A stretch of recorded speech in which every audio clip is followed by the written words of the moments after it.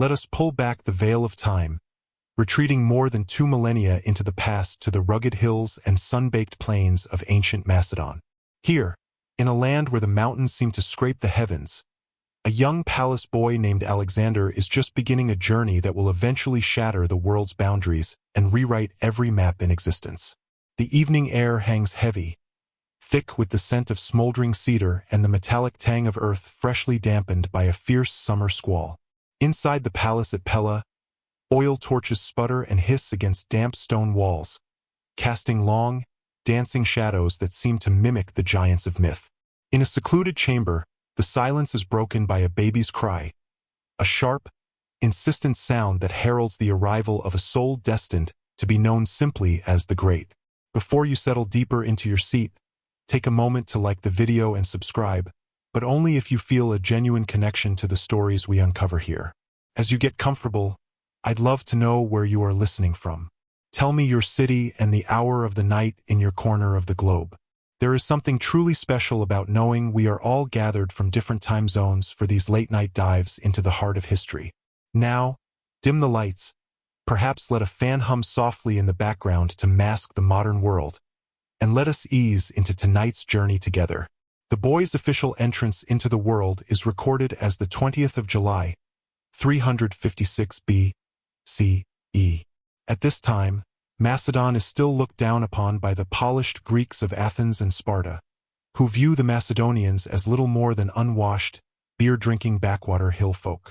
However, under the iron-fisted rule of King Philip II, this backwater is rapidly transforming into a terrifying military powerhouse.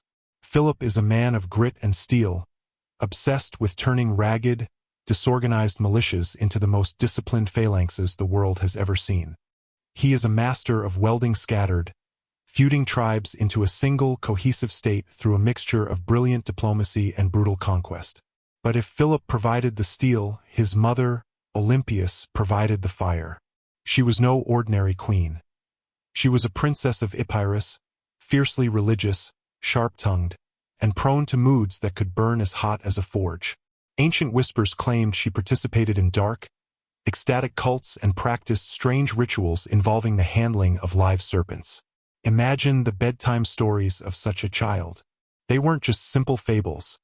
They were epic tales of gods and monsters, punctuated by the sight of actual serpents slithering across the bedroom floorboards. Whether or not the snakes were real, Olympias ensured her son's ears were filled with a singular, intoxicating idea. He was no ordinary mortal. She insisted he carried divine blood, claiming a lineage that descended through her own line directly from the legendary Achilles himself. Imagine being tucked in with that weight upon your shoulders. "Sleep well, my little lion," she might have whispered.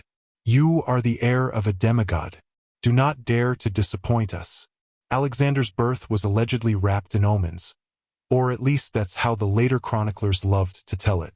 They claimed that on the very night he drew his first breath, the temple of Artemis at Ephesus, one of the 7 wonders of the ancient world, was burned to the ground. To the people of that era, this was no mere coincidence. It was a cosmic shift. They believed the goddess was too busy attending the birth of the new king to save her own temple.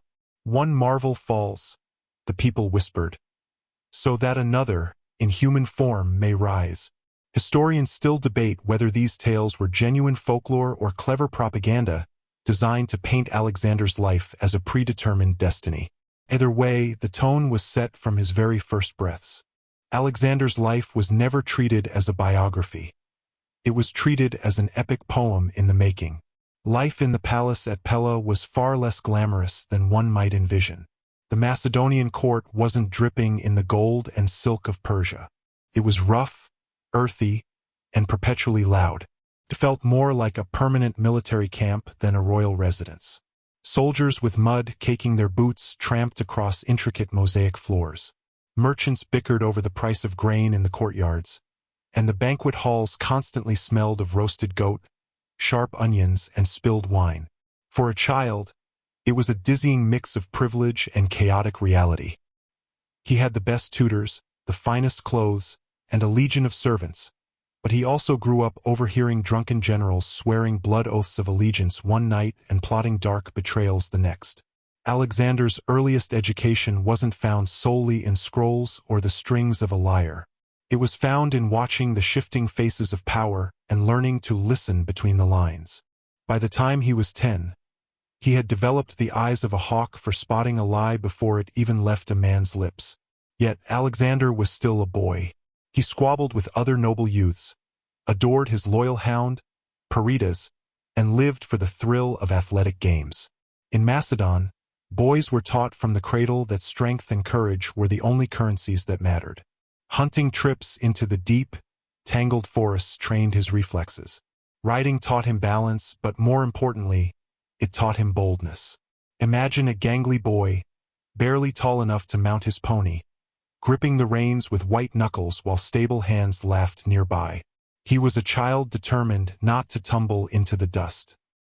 He learned to hurl heavy spears at moving targets, to chase wild boar through thorns that tore at his skin, and to ride until his thighs burned like fire.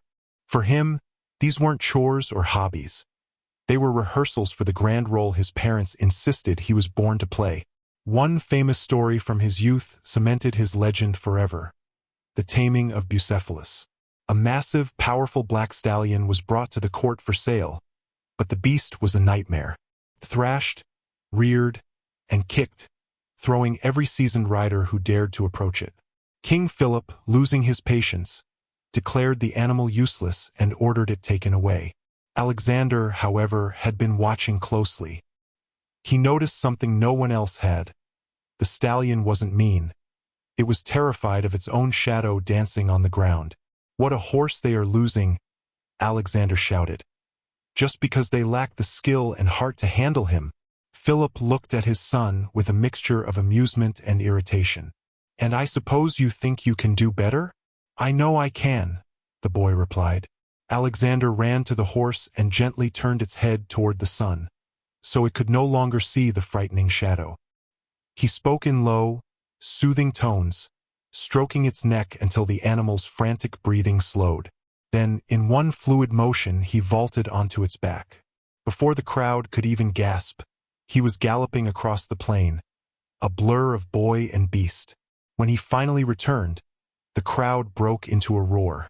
Philip, supposedly moved to tears, pulled his son aside and muttered, "My boy, you must find a kingdom large enough for your ambition. Macedon is too small for you." Was this story polished by court propagandists decades later? Almost certainly, but the symbolism is what truly mattered. The boy who could tame the untamable beast was the same one who would eventually tame the chaos of the world. Bucephalus would remain Alexander's constant companion into adulthood, carrying him through blood and fire all the way to the edges of India. As he grew, his formal education expanded. At first, local tutors taught him the basics of reading, music, and the works of Homer. But Philip wanted nothing but the best for his heir. He eventually summoned the philosopher Aristotle to act as Alexander's personal mentor. Imagine being a teenager and having one of history's greatest thinkers as your private tutor. That, however, belongs to the next stage of his life. In these earliest years, Alexander's mind was already a volatile cocktail of myth, ambition, and sharp observation. Olympias continued to whisper that he was the new Achilles. Philip hammered into him the cold reality that power is something seized by the throat, never gifted. The boy walked through palace halls where one day smelled of roasted lamb and laughter, and the next of spilled wine and the iron scent of blood. The family dynamics were central to his character. Olympias and Philip did not have anything resembling a peaceful marriage. Philip was often away, conquering neighbors and taking new wives or concubines to cement political alliances. Olympias simmered with a cold, sharp resentment. Alexander often found himself caught in the crossfire, between his father's booming, earthly authority and his mother's seething, mystical intensity. It is said that Olympias cultivated in him a sense of loyalty to her alone. "Philip's throne might be your inheritance," she would remind him, "but your true destiny is far greater than these rocky hills." That kind of parental pressure would turn many children neurotic, but for Alexander, It forged his ambition like iron in a furnace. There was even a quirky bit of ancient gossip claiming Olympias told Alexander that Zeus himself had visited her in the form of a lightning bolt, and that the boy was actually the son of the king of the gods. Whether Alexander believed this literally or not, it took root in his psyche. Later in life, he would demand to be recognized as divine. Perhaps it was a political game, but perhaps it was a seed planted in those midnight whispers from his mother. By the time he approached adolescence, Alexander was developing a personality that both frightened and fascinated those around him.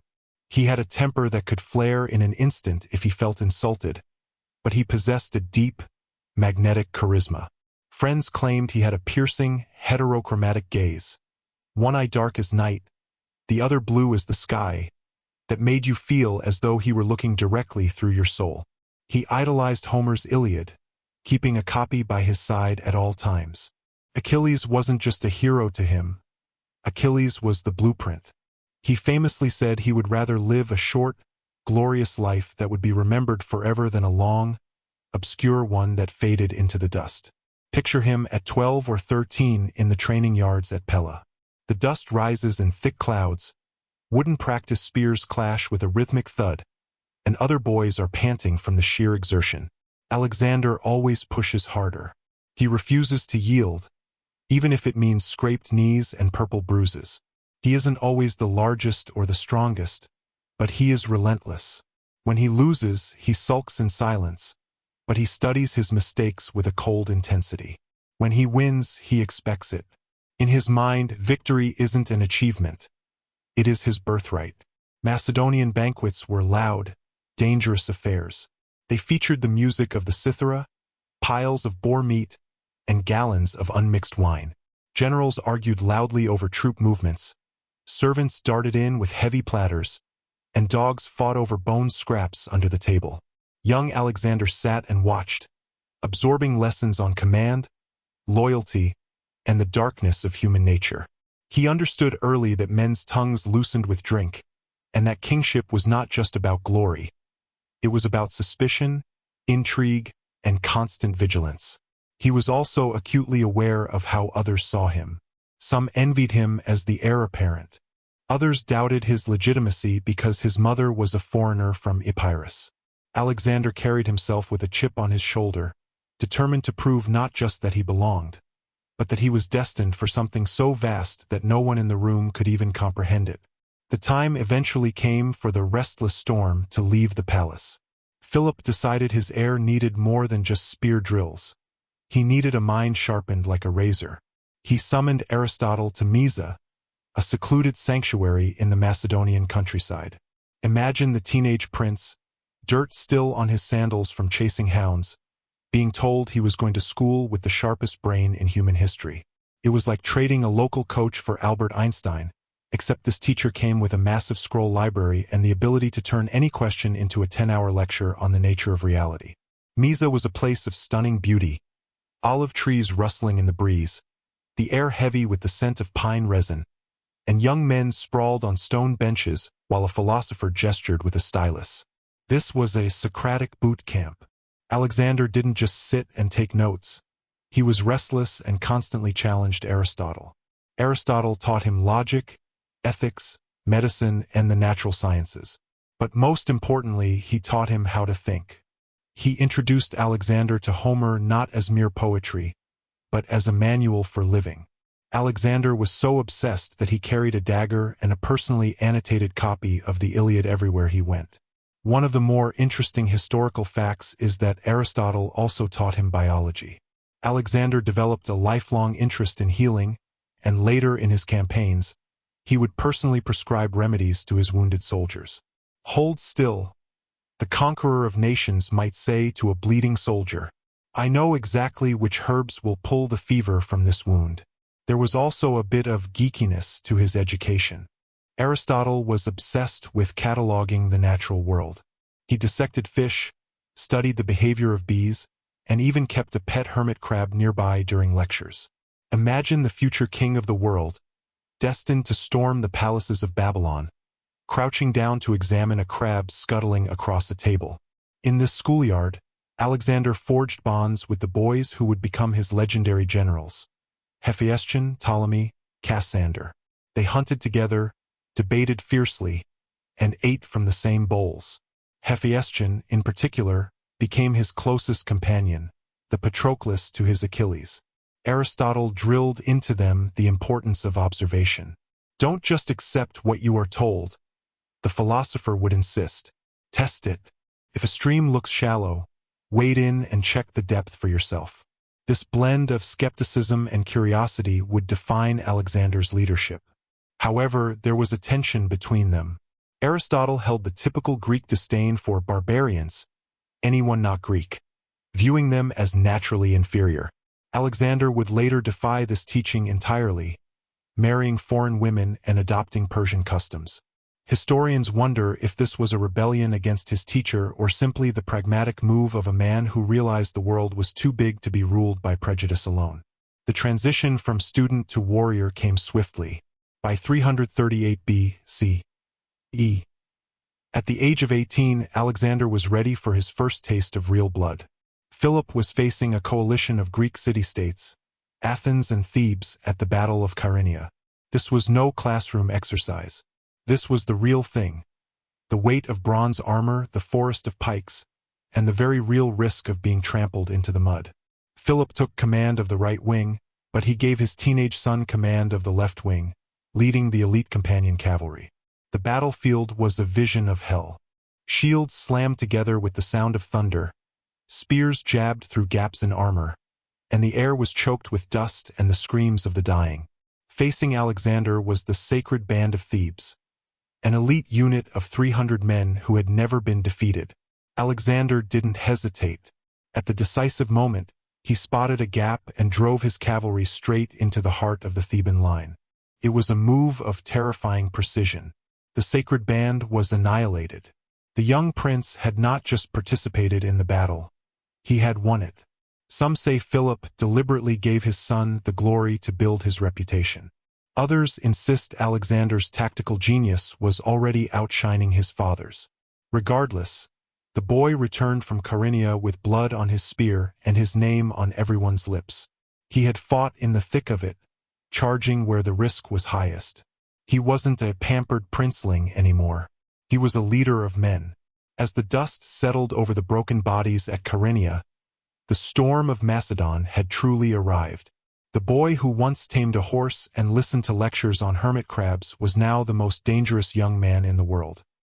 He stood in the shadow of his father, clutching his copy of Homer, and looking toward the horizon. The world didn't know it yet, but its old maps were about to be torn to pieces. The victory at Chaeronea was more than a military triumph. It was a tectonic shift that leveled the ancient world. The Greek city-states, those proud cradles of democracy and philosophy, lay crushed under the Macedonian phalanx. Their long-held independence had effectively breathed its last on that blood-soaked plain. In the aftermath, Philip forged the League of Corinth, a grand federation of Greek states, at least on paper, but in reality, a collection of subjects under Macedonian hegemony. For the first time, a united Greek world was theoretically possible, bound not by shared ideals, but by a singular will. While Philip was the master architect of this new order, Alexander was its lightning-bright poster child. He was the youthful heir who had baptized his future in blood, proving his worth in the heat of the fray. Yet triumph is rarely a clean affair. For the Greeks, this victory tasted of ash and grief. While the Macedonians hailed Alexander as a rising star, many Greeks saw only the face of their conqueror, the boy who had helped dismantle their freedom. Imagine being 18 years old, standing at the precipice of history, already a symbol of both immortal glory and searing resentment. It was a staggering weight for such young shoulders. No pressure, right? Back in the halls of Pella, Alexander bathed in the golden glow of military fame, but the air at home was growing thin. His relationship with his father, always a volatile mix of admiration and competition, had become a labyrinth of unspoken threats. Philip was still the king, still the ultimate strategist, and still the one holding the scepter. But Alexander had tasted the iron and the fire. His ambition was no longer a flicker, but a forest fire. For Olympias, Alexander's mother, the victory was divine proof that her son was destined to eclipse Philip entirely. For Philip, it was a nagging reminder that the fire he had cultivated in his son might one day burn him as well. Royal banquets became arenas of silent warfare. You can almost see the scene. Philip, red-faced and boisterous, raising a golden cup to toast Macedon's might, while Alexander sat nearby, a thin, knowing smirk dancing on his lips. It was a look that said, "Yes, father, Macedon is mighty. But tell them again, who led the charge that broke the sacred band?" Pride and rivalry thickened the air like smoke. The Macedonian court had always been a nest of vipers, but now the fangs were bared. Yet, for Alexander personally, Kyrenia was the moment of his metamorphosis. He had shed the skin of a student and emerged as a soldier. He had traded the quiet scrolls of Aristotle for the thud of galloping hooves, the salt sting of sweat, and the intoxicating rush of adrenaline as enemies scattered before his blade. No lecture could teach what the battlefield had revealed. He was no longer merely reading the Iliad. He was living it. He was no longer just a fan of Achilles. He was becoming the man himself. Deep down, a terrifying realization must have taken root. Once you have tasted that kind of glory, the rest of the world feels muted. Hunting trips, palace feasts, even the most rigorous philosophical debates, they all felt tame compared to the pulse of a life-or-death struggle. War was addictive. It was dangerous.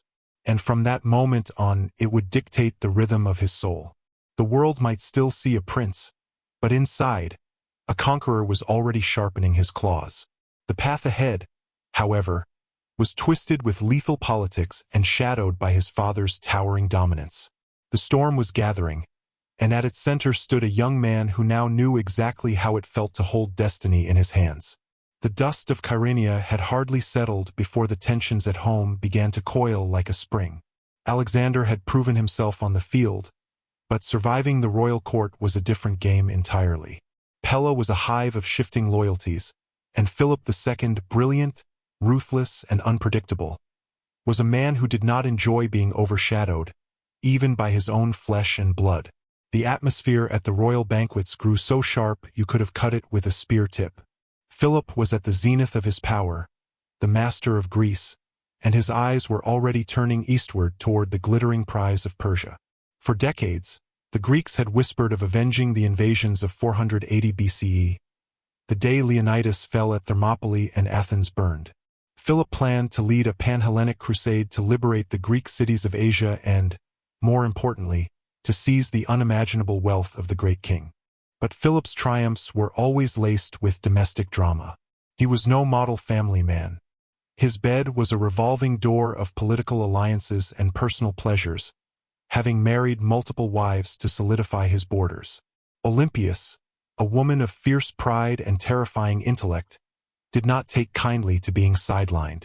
The breaking point came at an infamous wedding feast. Philip was marrying a young Macedonian noblewoman named Cleopatra Eurydice. During the banquet, the bride's uncle, a general named Attalus, rose to his feet, swaying with wine, and offered a pointed toast. He called upon the gods to grant the union a legitimate Macedonian heir. The implication was a physical blow. It suggested that Alexander, whose mother was from Epirus, was a half-breed, a pretender. Alexander's temper, a force of nature even then, ignited instantly. He stood, his chair clattering back, and hurled his heavy drinking cup straight at Attalus's head. "What of me, you villain? Am I a bastard then?" Insults turned into a roar. Weapons were nearly drawn. Philip, drunk and enraged by his son's defiance, lunged from his couch, drawing his sword to strike Alexander down. But the wine betrayed him. He tripped on a rug and sprawled face-first onto the stone floor. The hall fell into a stunned, suffocating silence. Alexander looked down at his father, his eyes cold with contempt. "Look at this, men. Here is the man who prepares to cross from Europe into Asia, and he cannot even cross from one couch to another without falling on his face." It was a burn that would echo through history. Following this explosion, Alexander and Olympias fled Pella, going into a bitter semi-exile in Epirus. Philip couldn't discard his heir permanently. Alexander was too talented, too popular with the army, but the wound in the family was deep and festering. It was during this time that the legends of Olympias and her snakes grew. It was said she kept serpents in her bedchamber, unnerving guests who found them slithering under the blankets. Whether literal or symbolic, it painted a vivid picture of the Queen of Macedon. Proud, vengeful, and surrounded by cold-blooded power. One can imagine a young Alexander learning to sleep soundly even as a viper brushed against his ankles. No wonder the man feared nothing. The tension between father and son simmered until 336 BCE, when fate intervened with a dagger. Philip had gathered the elite of the Greek world at Aegae for a grand celebration, the wedding of his daughter. The theater was packed with generals and ambassadors. The air was thick with the scent of roasted meat and expensive incense. Philip, flushed with his own legend, walked into the theater dressed in dazzling white robes. To show he had nothing to fear from his people, he ordered his bodyguards to stay back. It was his final mistake. Out of the crowd stepped Pausanias, one of Philip's own guards, a man with a hidden grudge and a concealed blade. In a blur of motion, he plunged the steel into the king's ribs. Philip collapsed, the white of his robes blooming crimson. The king was dead. The world stopped breathing. Pausanias fled toward the gates, but he was cut down by pursuing guards before he could escape. To this day, historians argue over who pulled the strings. Was it personal revenge? Or was it a conspiracy? Many whispered that Olympias had provided the knife, her heart full of dramatic vengeance. Others looked at Alexander. The evidence was thin, but the motive was mountainous. In the vacuum of power, while rivals eyed the throne and foreign enemies circled like wolves, the 20-year-old Alexander stepped into the void. He did not hesitate. He moved with a chilling, ruthless efficiency that shocked the veterans of his father's court. He secured the loyalty of the army first. The soldiers had seen him at Carinthia. They knew he was a wolf, not a sheep. Once the spears were behind him, he eliminated his rivals. Cousins, pretenders, and anyone standing in his path were removed permanently. Alexander might have been young, but he understood that a crown is held in place by the heads of those who would take it.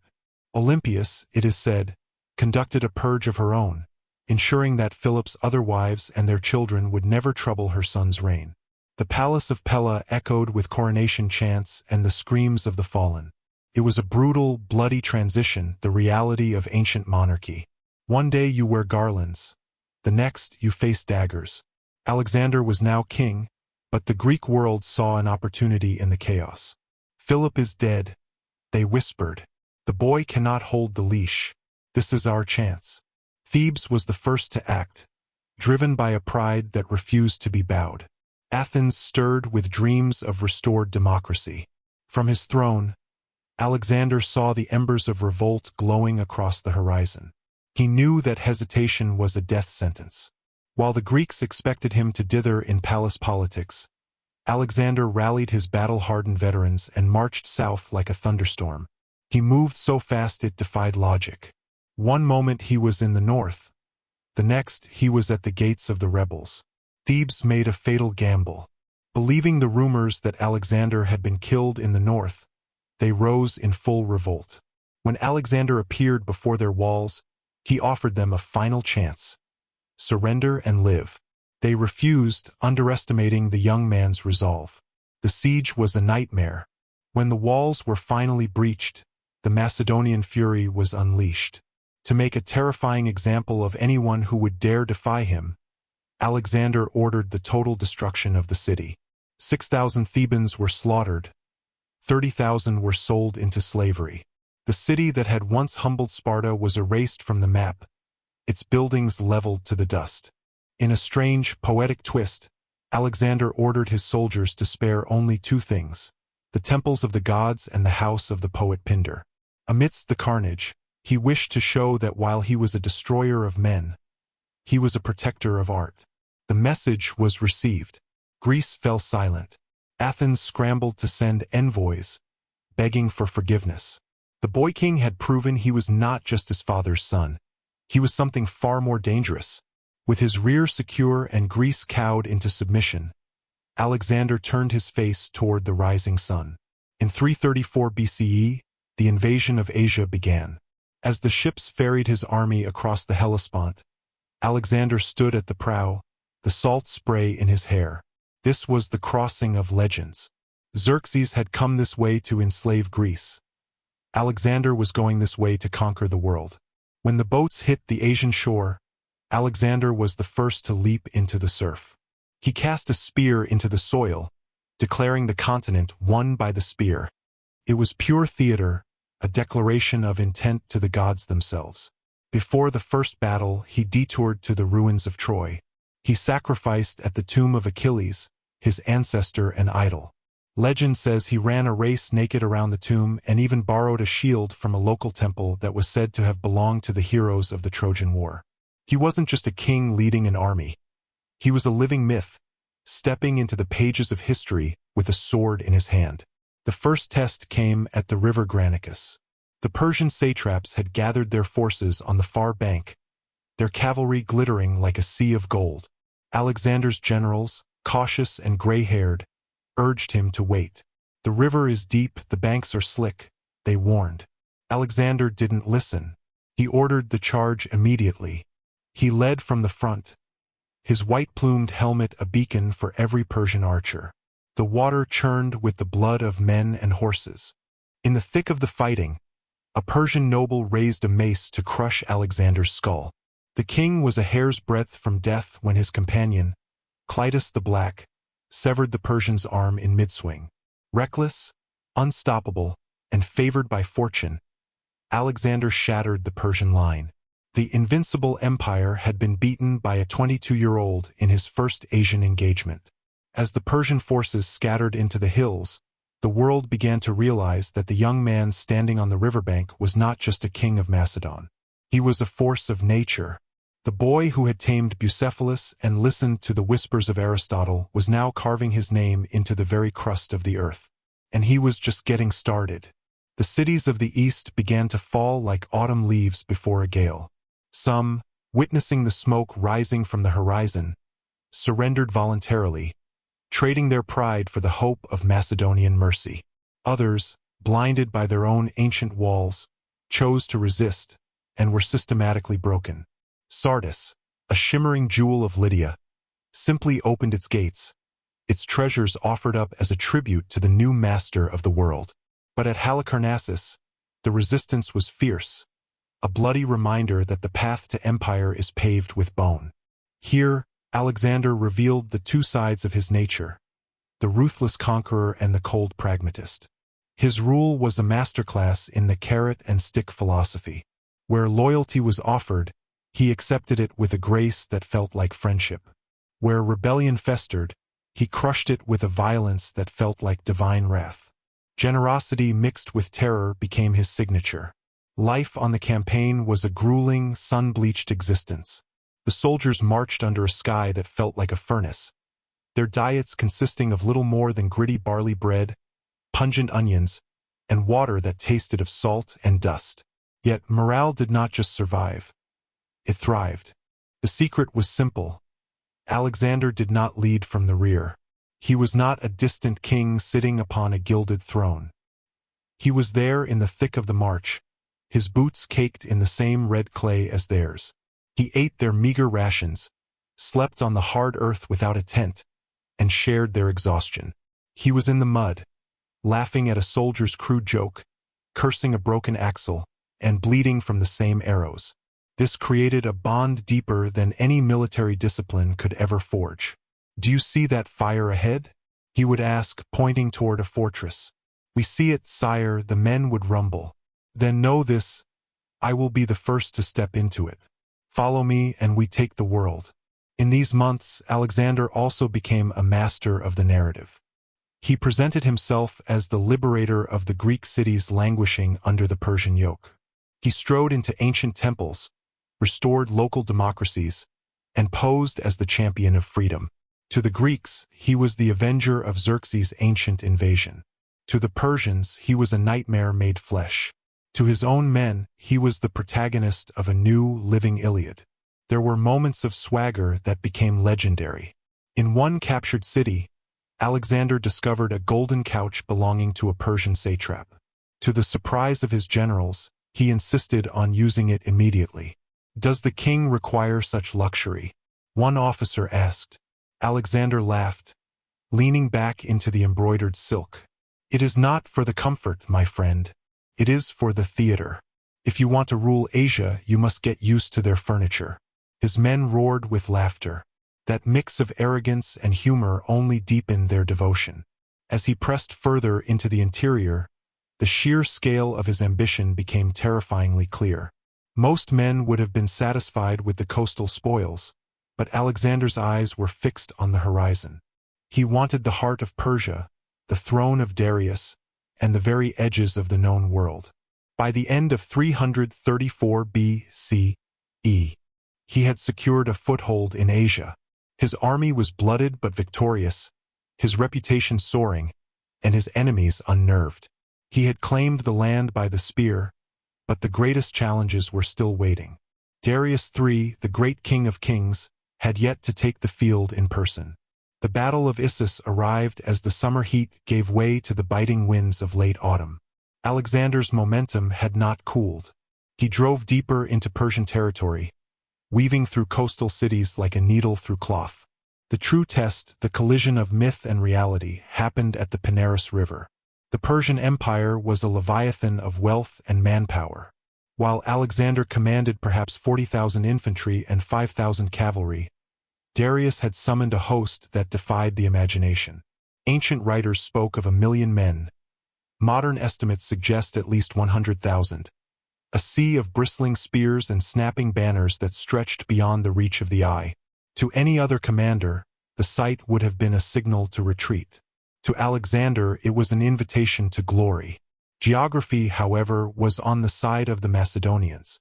The narrow coastal plain near the town of Issus was hemmed in by mountains to the east and the Mediterranean to the west. It was a bottleneck. In the open, Darius could have encircled and swallowed Alexander whole. Here, numbers meant nothing. Only discipline mattered. On the night before the battle, Alexander walked through his camp, his cloak drawn tight against the chill. He did not sit in a tent poring over maps. He stood eye to eye with his men. "Remember the Granicus," he shouted to a group of weary spearmen. "We remember, sire. Look at the stars above," he said, his voice dropping to a conspiratorial whisper. Achilles himself looked at those same stars before he took Troy. "Tomorrow your names will be written next to his." "But they have so many men, sire," a young soldier whispered. Alexander grinned, a predatory flash of teeth in the firelight. "That only makes it easier. There are more of them for us to beat, and they will be stepping on each other's toes just to get a look at us." The laughter rippled through the camp, easing the cold knot of fear. His genius was not just in the movement of units. It was in his presence. At dawn on November 3rd, 333 B.C. The two worlds collided. The air was sharp with the smell of ozone and wet earth. The Persian line was a shimmering wall of gold and bronze, with Darius perched high upon a massive chariot, surrounded by his immortal guards. Alexander arrayed his men with cold, surgical precision. His phalanx, armed with the 18-foot sarissa pikes, anchored the center. On the right, he led the companion cavalry, the hammer intended to shatter the world. The trumpets blared, a sound like the scream of a dying god, and the Macedonians surged forward. The phalanx moved like a wall of steel, their pikes creating a forest of death. Alexander did not wait for the lines to meet. He spurred Bucephalus into a gallop, leading his cavalry straight into the shallow water of the river. The clash was thunderous. Iron rang against bronze. The screams of horses and men filled the air. In the chaotic swirl of the melee, Alexander's white helmet plume flashed like a beacon. He was everywhere at once, thrusting his spear, shouting orders, a whirlwind of violence. Then came the moment that changed the course of history. Alexander saw a gap. He turned his wedge of cavalry and drove it like a dagger directly at Darius himself. The great king, ruler of millions, watched as this blonde demon from the north cut through his royal guards. Death was galloping toward him, its face covered in blood and dust. Fear, cold and sudden, seized the King of Kings. Darius turned his chariot and fled. The sight was catastrophic for the Persians. If the king is running, what is left to fight for? Panic spread like a wildfire through a dry forest. The Persian army disintegrated into a frantic, trampling mass. In the aftermath, Alexander discovered Darius's abandoned chariot. Inside were the king's mother, wife, and children. They expected the worst: humiliation, rape, or execution. Instead, Alexander treated them with a reverence that stunned his own generals. He assured them they would be honored as royalty. Why show such kindness to the family of a coward? Parmenion asked. Because, Alexander replied, I am not at war with women. I am at war with a king. There was a famous moment of confusion when Darius's mother, Sisygambes, mistook the taller, more handsome Hephaestion for Alexander. She bowed low before him in terror. When she realized her mistake, she was mortified. Alexander merely laughed and helped her to her feet. Do not be troubled, mother, he said softly. He too is Alexander. It was a small moment, but it revealed the depth of his soul, and his knack for turning a blunder into a legend. Egypt was the next target. By 332 B.C. Alexander realized that to kill the Persian navy he had to take their ports. The siege of Tyre was an engineering nightmare. The city was an island fortress, its walls rising directly out of the sea. The Tyrians mocked him from their battlements. You have no ships, Alexander, they jeered. How will you reach us? If I cannot sail to you, Alexander shouted back, then I will build a road through the sea. For 7 months, his men hauled stones and timber, building a massive causeway a half-mile long through the Mediterranean. It was a feat of sheer, stubborn will. When the walls finally crumbled under his siege engines, the punishment was absolute. Thousands were slaughtered, the rest sold into slavery. When he finally reached Egypt, the atmosphere changed. The Egyptians did not see him as an invader. They saw him as a savior. For centuries, the Persians had treated Egypt like a conquered province. Alexander, however, strode in as a pharaoh. He performed the ancient rituals, sacrificed to the sacred bull Apis, and was crowned with the double crown of Upper and Lower Egypt. Look at our king, the soldiers whispered. He's cuddling a bull and wearing a dress. Quiet, another replied. He's not a king anymore. He's a god. Alexander then founded a city that would outlive his empire, Alexandria. He reportedly sketched the city's layout using flour on the dark soil. When birds flew down to eat the flour, the priests grew worried. It is a sign, Alexander declared. This city will be so prosperous it will feed the entire world. But the crown of Egypt was not enough. He needed to know his true origin. He trekked deep into the Libyan desert to the oracle of Ammon at Siwa. The journey was a descent into madness, blistering heat, sandstorms, and dwindling water. When he reached the temple, the high priest greeted him. Welcome, son of Ammon. Alexander emerged from the temple changed. He never revealed what the oracle told him, but from that day forward, he carried himself as one chosen by the divine. To his soldiers it was a bit much, but to the world, it was the final seal on his destiny. The final showdown arrived at Gaugamela in 331 BCE. This was not a narrow pass. This was an ocean of land in modern-day Iraq. Darius had spent a year preparing this field, even leveling the ground so his scythe chariots could move with lethal speed. The Persian host was so vast that their campfires at night looked like the stars had fallen to earth. We should attack at night, sire, Parmenion suggested, looking at the endless lights. The men are afraid of those numbers. Alexander looked at his old general and shook his head. I will not steal my victory. The next morning, the battle began with the charge of the scythe chariots, monstrous machines with blades attached to their wheels. Open the ranks, Alexander screamed. The Macedonian phalanx, with a discipline that bordered on the supernatural, simply stepped aside. The chariots sped through the gaps, hitting nothing but air, and were picked off by the rear guard. Then, once more, Alexander saw his opening. He led the companion cavalry in a giant wedge, screaming a war cry that drowned out the din of the battle.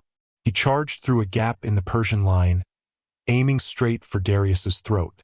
The great king saw the blond youth coming again, the same plume, the same unstoppable fury.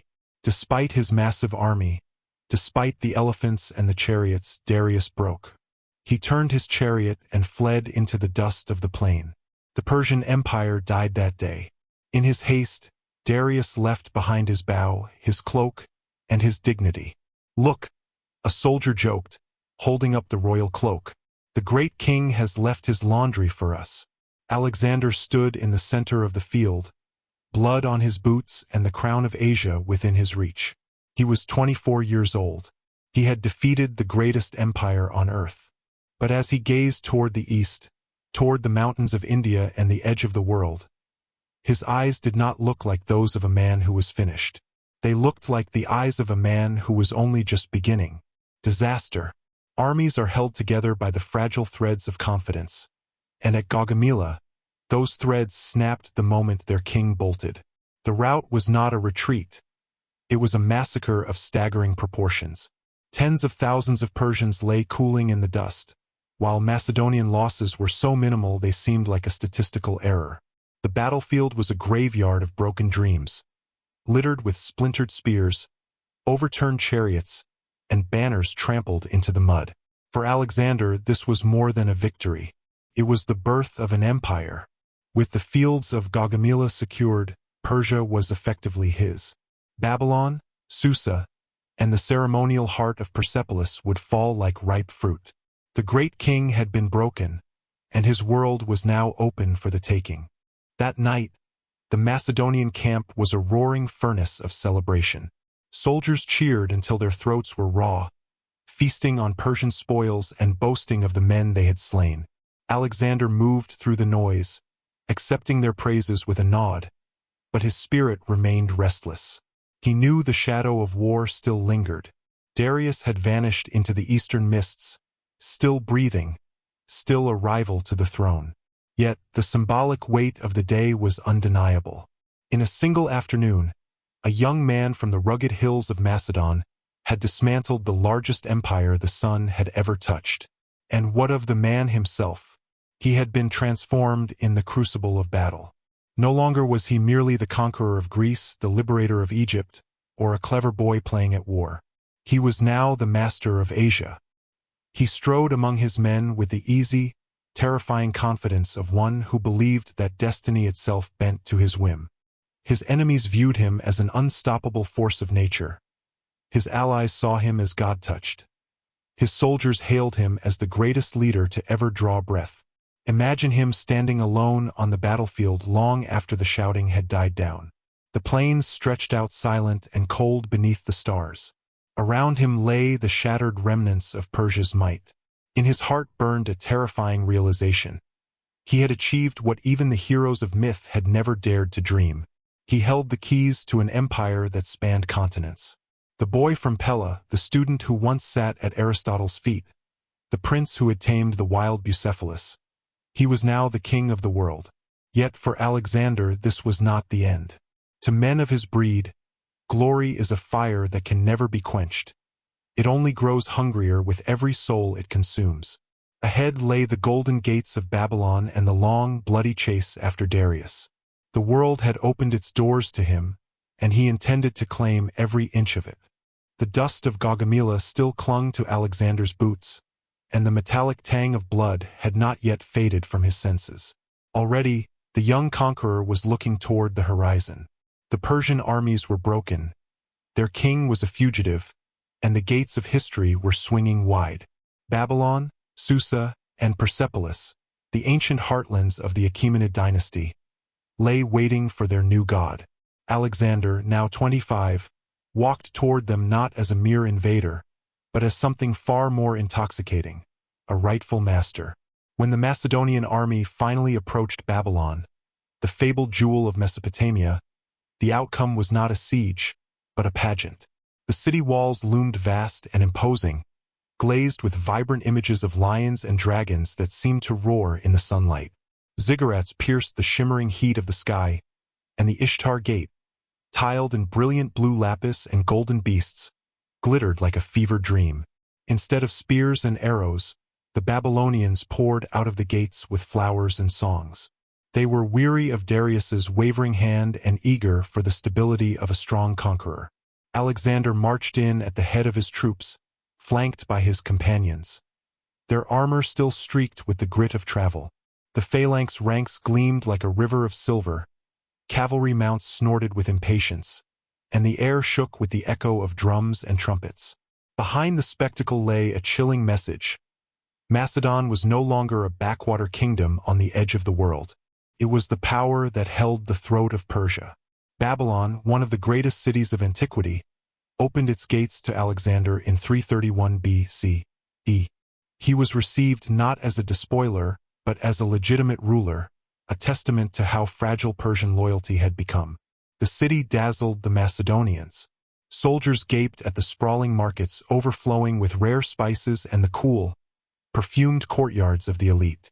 Some swore they had found the hanging gardens themselves, though historians still debate if that wonder ever truly graced these streets. Wine flowed like water, entertainers danced, and Alexander performed sacrifices to the Babylonian gods. It was a masterstroke of politics. He was not a foreign plunderer, but a successor to the ancient kings. Amid the incense and the chanting of priests, Alexander's curiosity remained sharp.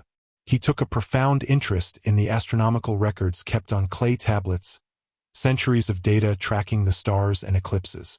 Imagine a general who had just dismantled a superpower pausing to ask, "So, tell me, when is the next lunar eclipse expected?"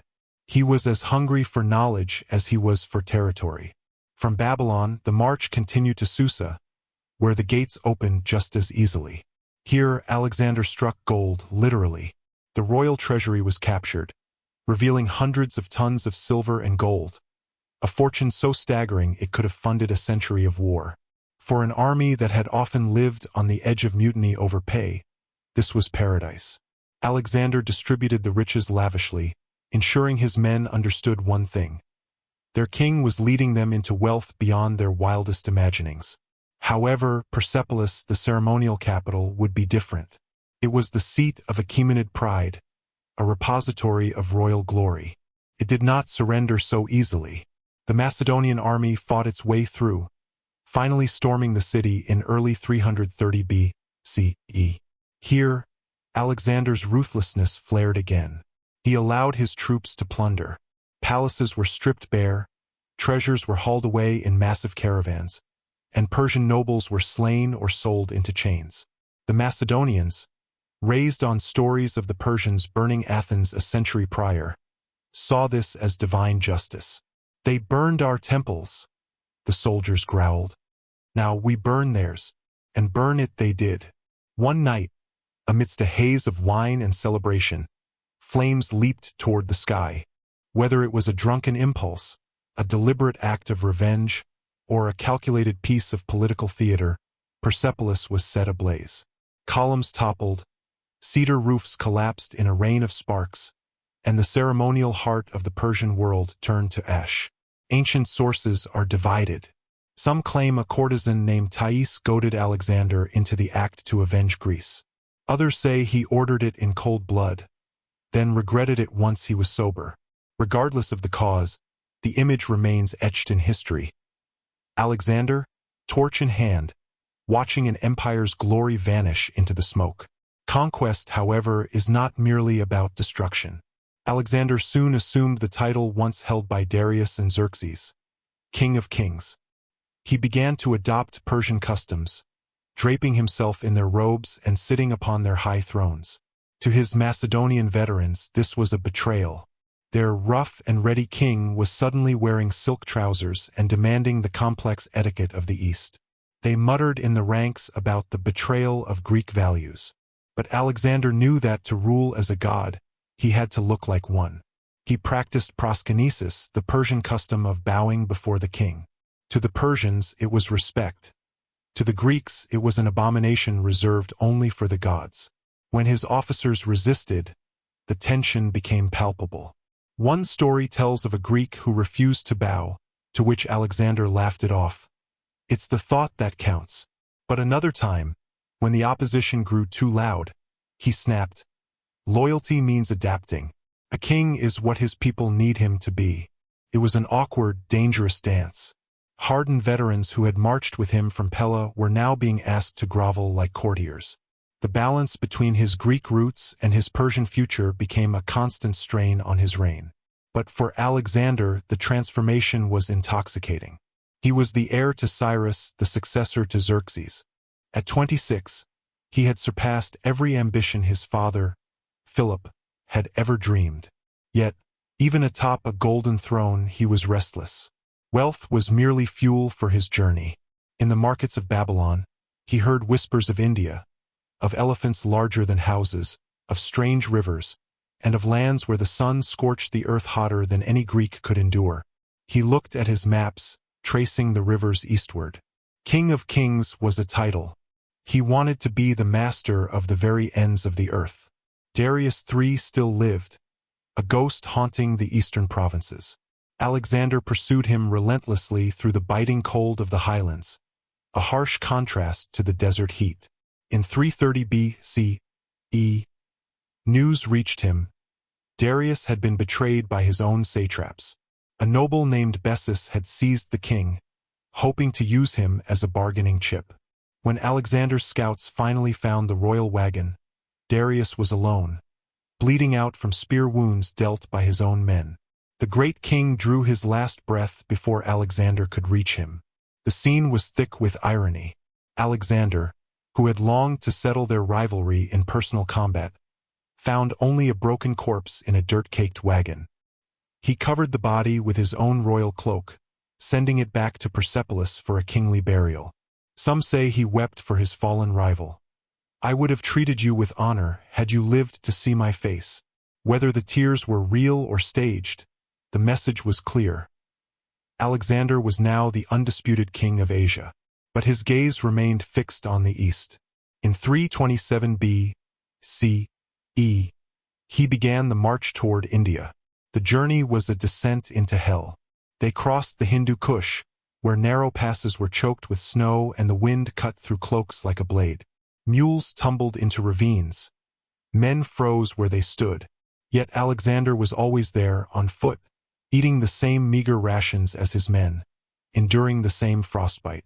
It was this shared suffering that bound the army to him. When they finally descended into the Punjab, the world changed. The air grew humid, and the land turned a lush, vibrant green. They saw animals they could not name, brightly feathered parrots, monkeys swinging through the canopy, and then the elephants. To the Macedonians, these were not animals. They were monsters, towering, armored, and trumpeting with a sound that shook the earth. The war elephants of King Porus were a terrifying sight. A veteran of a dozen battles might look at a gray wall of muscle and tusks capped in bronze and mutter, "Nope, that was definitely not in the training manual." In 326 BCE, at the Hydaspes River, Alexander faced Porus.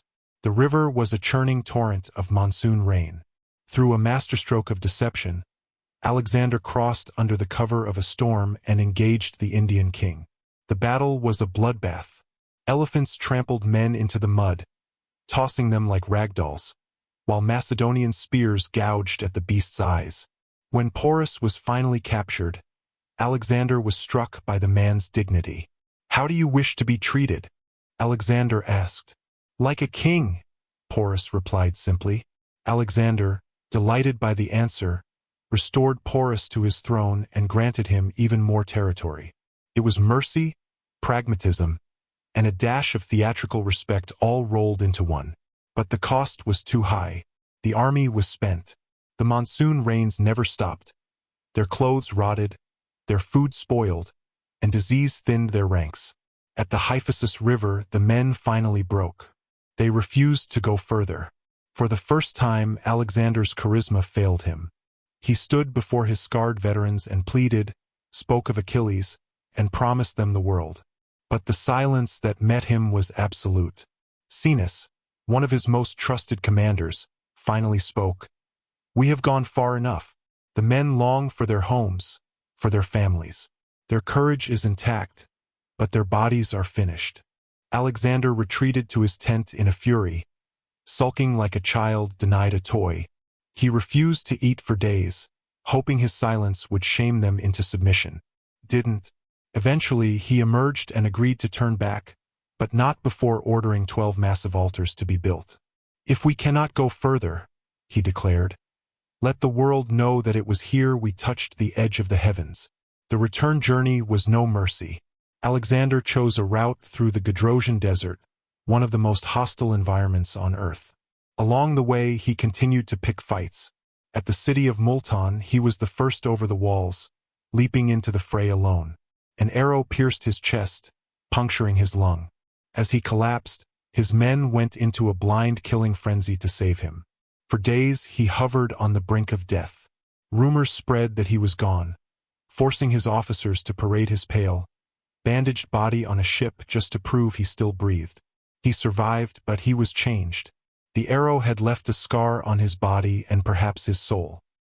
He moved toward the west, a conqueror whose fire was burning brighter even as the candle grew short. The desert lay ahead, a final, brutal test for an army that had followed a god to the end of the world and back. Some say the march through the Gedrosian Desert was a calculated punishment, a king's cold retribution for his army's defiance at the Hyphasis River.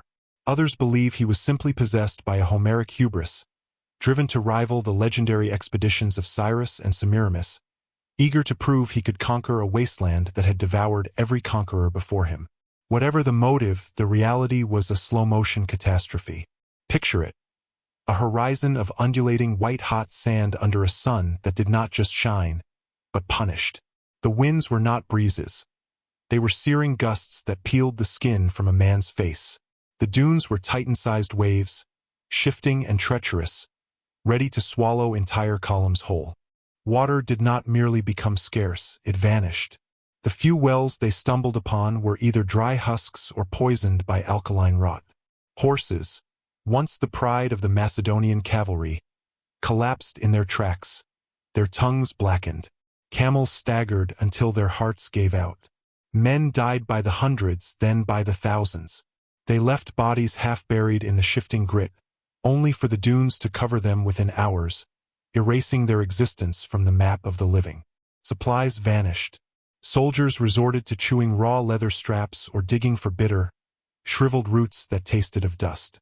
They drank brackish, stagnant water that scalded their throats and turned their stomachs. This was no longer an army of conquest. It was a procession of ghosts, a shuffling line of skeletal figures haunting the edge of the world. Mainstream history records this as the Gedrosian disaster of 325 BC.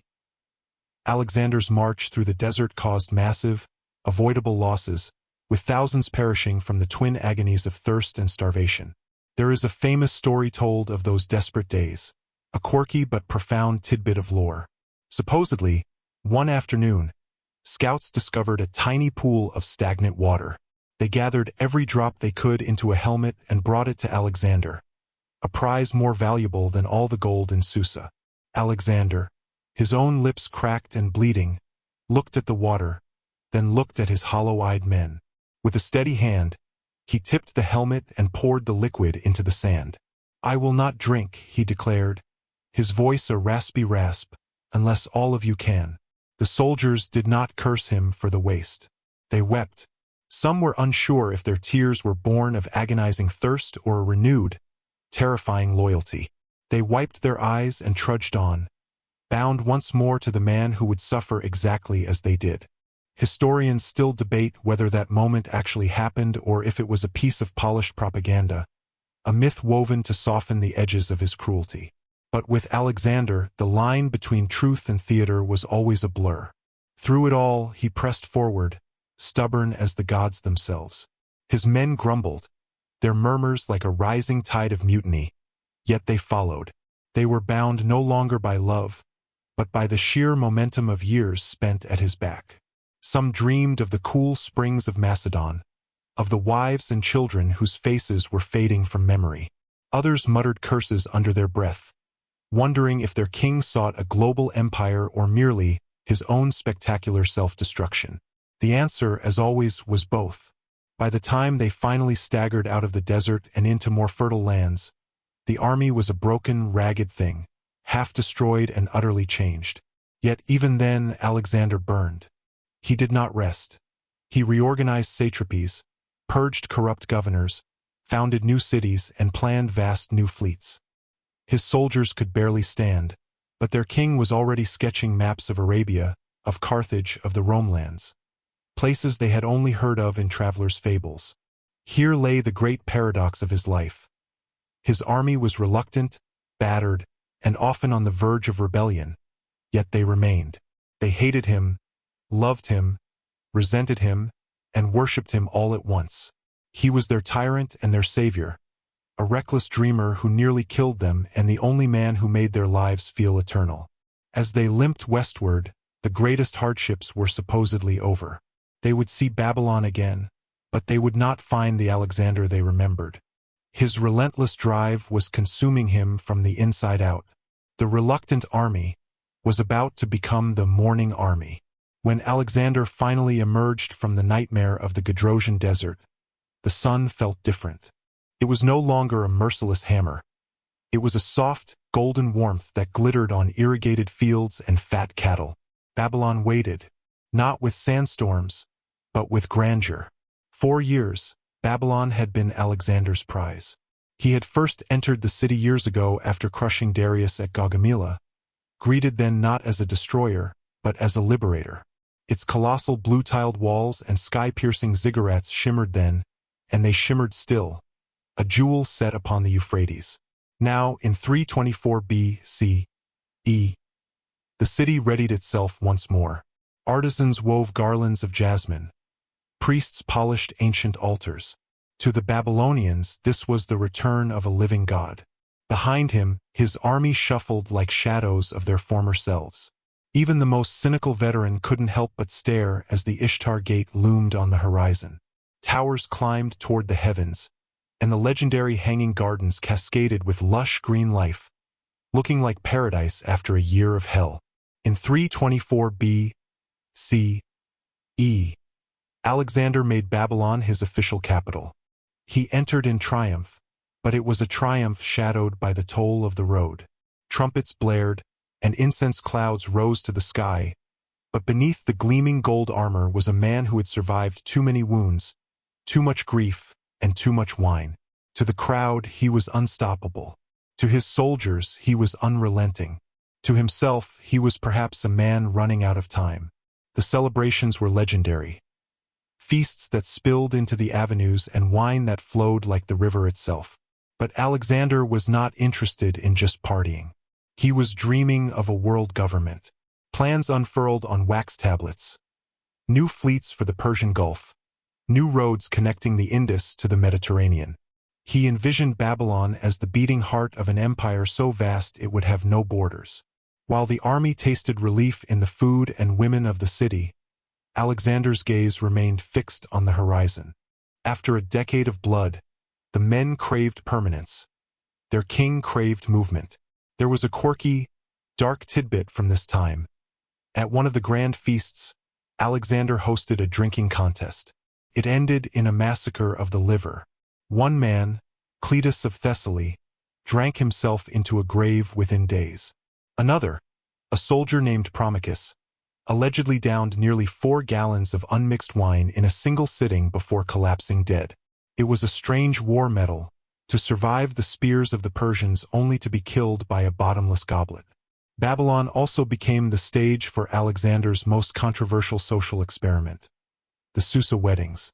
In an attempt to fuse Macedonian and Persian cultures into one master race, thousands of his soldiers were ordered to marry Persian women. Alexander himself took 2 royal Persian brides, including Statira, the daughter of his old rival Darius. To Alexander, this was the ultimate unity. To his men, it was cultural coercion. They married because they were told to, grumbling in their tents. First, he made us dress like Persians, they muttered, mocking the silken robes they were forced to wear. Now he makes us sleep like Persians. Most of these unions would dissolve the moment Alexander drew his last breath, a failed experiment in forced harmony. But Babylon did not just host weddings. It hosted omens. They clung to Alexander like shadows. As he had approached the city, Chaldean priests had begged him not to enter, warning of an eclipse and the evil stars. Some whispered the gates were cursed. Alexander, torn between skepticism and the superstitions of his youth, tried to detour through a side entrance, as if he could cheat fate by using a back door. Inside the city, his energy became feverish. He worked day and night, his handwriting streaking across clay tablets as he dictated orders for the invasion of Arabia. Yet the invincible king was slowing down. The old wound from the Malian campaign ached in the damp air. Fevers seized him at night. He drank heavily, perhaps to numb the pain, or perhaps to drown the whispers of his own mortality. Mainstream history tells us the end came quickly. In 323 B.C.E., at just 32 years old, Alexander fell ill. The cause remains a mystery: malaria, typhoid, or perhaps a slow-acting poison from a disgruntled general. In his final months, he still sketched fleets. When asked what he would do after conquering the world, he supposedly replied with a single word: rest. Some think it was a joke. Others think he finally realized he was tired. But the rest he found was not the one he planned. The spring air in Babylon grew heavy. The palace became a labyrinth of hushed voices. Physicians brought prayers. Priests brought sacrifices. Alexander, the man who had tamed the stallion Bucephalus and toppled the king of kings, lay on a bed of silk, unable to speak. One chilling story tells of his final goodbye. His soldiers, sensing the end, demanded to see him. They were allowed to file past his bed in a silent, weeping line. Thousands of battle-hardened men, the same ones who had cursed him in the desert, now saluted their silent king. Some say he managed a weak flicker of his hand for each of them. As his breath rattled, his generals leaned in, desperate for a name, a successor. "To whom do you leave your kingdom?" they whispered. His reply was a final, catastrophic spark of his competitive soul. "To the strongest." That phrase tore the world apart. Alexander died on June 10, 323 B.C.E. He had lived more lives in a decade than most dynasties live in centuries. He died unfinished, with half-built ships in the harbor and unmapped roads in his head. The aftermath was chaos. The silence of his death was followed by the screams of his empire fracturing. His generals Ptolemy, Seleucus, Antigonus circled like wolves. Roxana, his pregnant wife, allegedly had her rivals murdered and tossed into a well. Then there was the bizarre fate of his body. Embalmed in honey to preserve his divine flesh, his funeral carriage was hijacked by Ptolemy and taken to Egypt. For centuries, Caesars and pilgrims would visit his tomb in Alexandria, staring at the mummified face of the man who had changed the world. And then, the tomb vanished into the sands and the sea, becoming the final mystery of a mythical life. Alexander was gone, but the world he made remained. Greek language, art, and science flooded the East, creating a Hellenistic blend that would define civilization for centuries. He had failed to unite the world under one crown, but he had succeeded in weaving the East and West into a single, complicated tapestry. The conqueror who never lost a battle had finally lost to time, leaving behind a legacy that was as brilliant, bloody, and restless as the man himself. The Hellenistic era, spanning from 323 to 31 B.C.E., served as a crucible for a new world. Greek culture did not merely settle in Asia and Africa. It surged across them, fusing with ancient local traditions to create a vibrant, syncretic tapestry of art, philosophy, and governance. One of the more peculiar footnotes of this expansion lies in the farthest reaches of his empire. In what is now modern-day Tajikistan, Alexander founded Alexandria Escate, Alexandria the furthest. It was a spot so isolated and rugged that local legend joked the city had more syllables in its grand name than it had actual inhabitants. Not every city bearing his name was destined to be a glittering metropolis like the one in Egypt. Many were little more than rough-hewn stone forts and lonely garrisons, outposts of a dream held together by spear points. Yet, the sheer scale of it remains staggering. The image of a single man scattering dozens of cities across 3 continents like a conqueror's calling cards, indelible marks on the face of the earth. As the centuries rolled by, Alexander underwent a transformation. He ceased to be a mere man of flesh and bone and ascended into the realm of pure myth. In the sun-drenched temples of Egypt, he was venerated as the son of Ammon, a living pharaoh whose mortal blood was said to mingle with the essence of the gods. In the grand traditions of the Persian and later Islamic worlds, he was reimagined as Iskandar or Tulkarnain, the two-horned one, a prophetic hero who journeyed to the literal ends of the earth to witness the wonders of God. By the Middle Ages, European romances painted him as a fantastic knightly adventurer. They told tales of him diving into the crushing depths of the ocean in a primitive glass diving bell to study the secrets of the sea, or harnessed to a chariot of starving griffins, flying high into the heavens to see the world from the perspective of a god. He was no longer just a general. He was Alexander the Explorer, Alexander the Immortal. Even today, the fires of historical debate refuse to die down. Historians still grapple with his ghost. Was he a visionary genius who sought to harmonize disparate cultures into a brotherhood of mankind? Or was he a bloodthirsty megalomaniac who dragged tens of thousands to their deaths to chase an impossible, receding horizon? Was he a liberator who smashed the chains of Persian tyranny? Or simply a new tyrant wearing more exotic robes? These debates endure because his story defies easy categorization. But his physical impact is undeniable.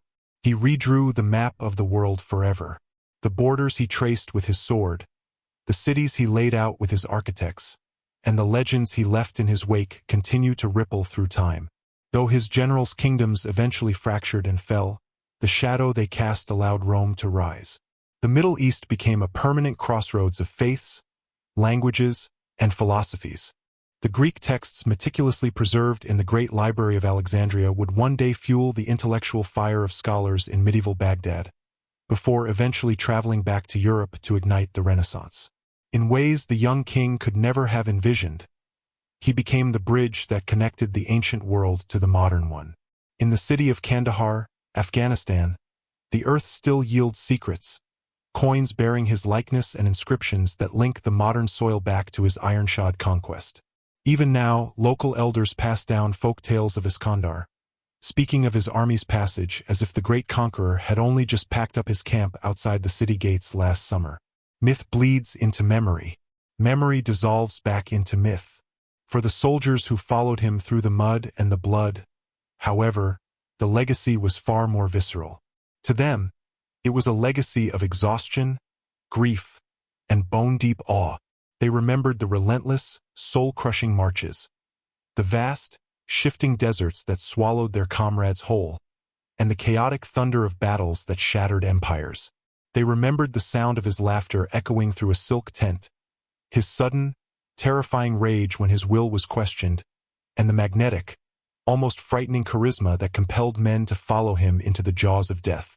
They remembered a leader who could share a cup of wine with a common foot soldier one night and coldly order the execution of his oldest friend the next. For better or for worse, they were the men who lived, fought, and died in the long shadow of Alexander. When modern historians sift through the debris of time, the shattered clay tablets, the ruins of half-buried cities, and the biased chronicles of the past, they are doing more than reconstructing facts. They are wrestling with the same contradictions his soldiers felt. Was he a hero or a villain? Or was he something more profoundly human? A man burning with a light so incandescent that he left the world scorched in his wake? As the centuries stretch into millennia, the definitive answer begins to matter less than the story itself. Alexander's physical empire died with him in that humid room in Babylon, but the tale survives. That, perhaps, is the true conquest. Not the seizing of land, nor the hoarding of gold, nor the fleeting roar of glory, but the capture of memory. A memory that has outlived walls, crowns, and entire dynasties. And now, as the last echoes of Alexander's turbulent life fade into the distance, let the story soften. Imagine the clamor of clashing swords and the rhythmic, heavy march of the phalanx drifting away into a deep, velvet silence. In its place, hear only the low, rhythmic hum of cicadas on a warm summer night. The choking dust of the battlefield has finally settled. The stones of the cities he founded are cooling now in the evening air, bathed in the soft glow of the stars. Take a long, deep breath. The conqueror who once raced across continents is finally at rest, and so can you. His feverish dreams of unity, his storms of restless ambition, and his unrelenting drive to see what lay over the next mountain. They are all folded away now, like old hand-drawn maps rolled tight on a forgotten shelf. What remains for us is not the heavy weight of his empire, but the gentler realization that even the greatest flame eventually dims, and that there is a profound, necessary calm in that dimming. Picture the Euphrates River at twilight. Its waters are gliding slow and silver, carrying no warships now, only the reflection of the moonlight. The great palace halls of Babylon stand empty. The shadows are stretching long across the floor, and the sounds of ancient laughter and bitter quarrels have long since vanished. The world is still, as though history itself is taking a quiet moment to breathe. Let your own thoughts grow quiet to match it. The restless energy of conquest and the weight of ambition have no place here. Not tonight. You have journeyed through burning deserts and through freezing storms, through the heights of victory and the depths of loss, and now the path has come to a place of rest. Let your shoulders loosen. Let your eyes grow heavy and soft. Whatever battles filled your day, whatever horizons you chased, let them scatter now like sand caught in a gentle wind. The world outside can wait. For now, the story has reached its end, and the quiet belongs entirely to you.